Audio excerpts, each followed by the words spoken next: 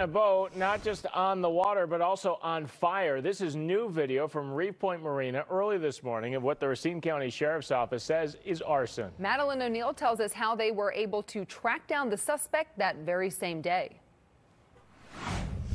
From Reefpoint Marina, now as a piece of evidence, this boat now covered in tarp. You can still smell the aftermath of the fire. It reeks of fire and charcoal. Investigators could smell something fishy, too. I can confidently state that this was an intentional act to damage this boat. Lieutenant Michael Llewell with the Racine County Sheriff's Office says a 911 call came in just after 5 a.m. Friday. We have a boat that's totally engulfed in flames on the dock. The Racine Fire Department says it took 22 firefighters to put out the early morning boat fire. A viewer caught it on camera. Fire at Reefpoint Marina. Llewell says the dock was damaged and the boat, valued around $90,000, is a complete loss. And he says someone is behind it all.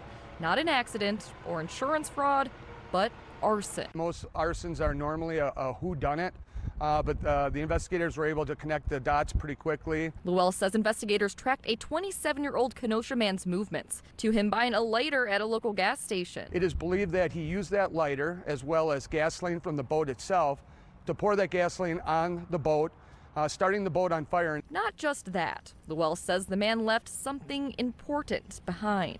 Well, there's no such thing as a perfect crime. You're always going to leave something behind, be it fibers, be it DNA, be it your fingerprint, and then you can be even more careless and leave, the actual item that caused the fire. He says it was enough for authorities to catch their suspect, now arrested and in jail. The Sheriff's Office says they'll be referring charges on Monday. In Racine County, Madeline O'Neill, FOX6 News.